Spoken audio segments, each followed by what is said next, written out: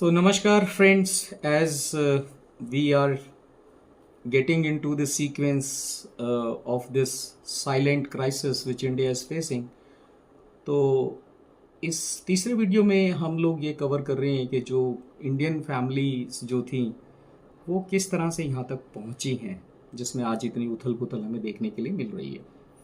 तो हम चलते हैं प्री मुगल ईरा, क्योंकि उससे पहले तो हिंदू जो राजा थे उनका राज था, लेकिन उस तरफ हम नहीं जाएंगे, इतिहास में नहीं जाएंगे।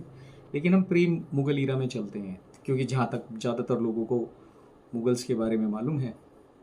उससे प्री मुगल्स ईरा से पहले हमारी सोसाइटी थी कैसी। तो जो इकॉनमी जो थी वो बेसिकली कृषि प्रधान देश था बहुत लंबे टाइम तक, आज भी है।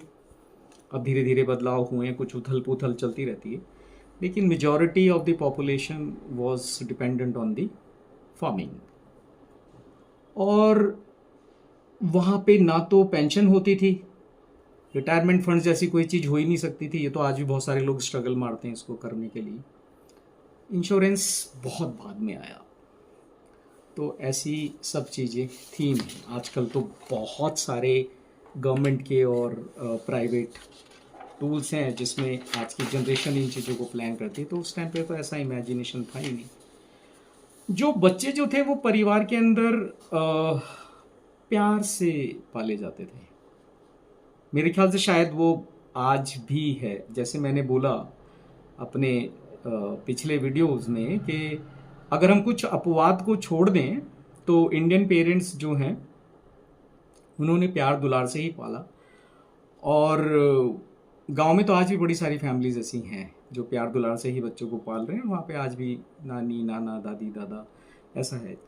तो कुछ शिफ्ट हुए हैं उस तरफ, आगे के वीडियोस में उसको भी कवर करेंगे। तो अब क्योंकि इस तरह का जो इकॉनमीज जो थी वो इस तरह की थी, तो यस ऑफ कोर्स ये जो गुड़गांव में जो बोला गया ये बिल्कुल ठीक बोला गया। वो इसी उम्मीद से पाले जाते थे बच्चे कि हम इनको ओल्ड एज में, हम इनको अभी रियर अप कर रहे हैं, इनको बड़ा कर रहे हैं, ये लोग हमें ओल्ड एज में सपोर्ट करेंगे। और क्योंकि 3 जनरेशन एक साथ रह रही हैं तो ऐसा कोई घबराने वाली कोई बात है नहीं। और यस, अगर ये चीज़ बोली गई तो सेंचुरीज तक ये दिमाग चलता रहा कि बच्चे बुढ़ापे में ख्याल रखेंगे। और हुआ क्या कि ये सिस्टम सेंचुरीज तक चला। अब अगर कोई चीज़ सेंचुरीज तक चली है तो उसको ओवरनाइट तो मैं नहीं बोलूँगा, लेकिन इतनी स्पीड से उखाड़ फेंकना थोड़ा असंभव होता है। तो आज जो उथल पुथल है वो उसी चीज़ की है, क्योंकि मल्टीपल जो है people are living in society from different times. तो वो एक चीज़ है। और सोशल मीडिया ने इसका इम्पैक्ट जो है वो और ज़्यादा बढ़ा दिया है।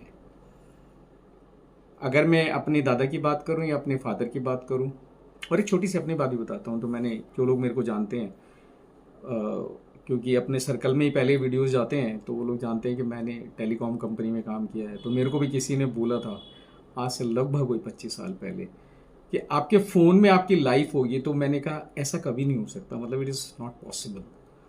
उसके बाद उसने मेरे को सजेस्ट करा, फिर आईआईटी दिल्ली में मैं किसी को मिल के आया, तो फिर मुझे पता चला मैं गलत फहमी में था।